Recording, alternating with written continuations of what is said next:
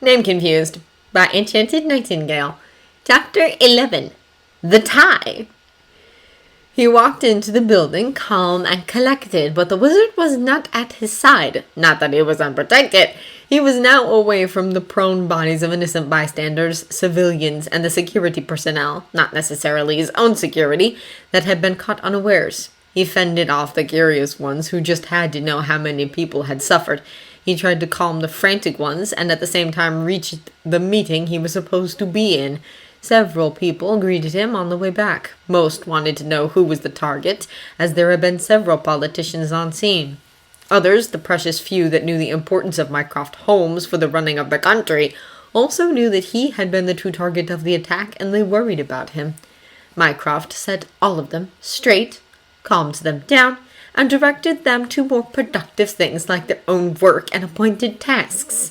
After all, there was a country to run and peace to preserve, and that took precedence, even in the face of an assassination attempt.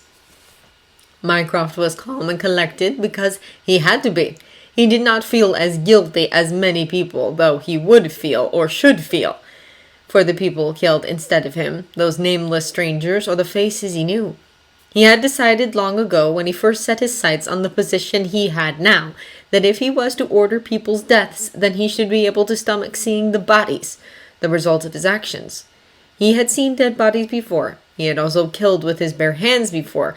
That kidnapping attempt of his youth that he had escaped relatively unscathed as far as body wounds went, with the blood of his assailant staining his 16-year-old hands. And he knew better than to show how ruffled he was. Weaknesses were not to be shown in public when one was a Holmes, or when one was practically named the British government. The moment he was behind closed and secured doors, hours after the event, and in the privacy of his office, he had the chance to read the one SMS his sibling had sent him. A few words. "Still alive, you controlling bastard?" Sherlock. He had replied then, texting back because he knew that if he actually called his brother, he would be ignored. No, Mycroft thought that in situations like this, he did not need to speak. "Loves your shots, the lot of them." Mycroft. "Liar." Sherlock. "Just get something to eat, Sherlock." "You did not sign your text. Do so in the future." Sherlock. "And I do eat." Sherlock. "Now leave me alone and go back to rolling the well." Sherlock. After that, there had been no need to reply back. Still, Mycroft enjoyed the brief ceasefire from his younger brother, the only sign that the ridiculous rivalry with Sherlock could be set aside for a few seconds on an occasion as grim as this one. And in that precious privacy, Mycroft finally allowed the chilling thought of death to seize him. He had changed earlier, tore off his body the blood-stained suit he wore, from the jacket to the trousers and the messed-up shirt. He had balled those up and clutched them in a bag for the green-eyed assistant of his to destroy. Mycroft knew how protective wizards were of their blood. What he had kept on, his refusing to toss away, was the tie, the dark blue piece of silk cloth, permanently and forever stained by blood.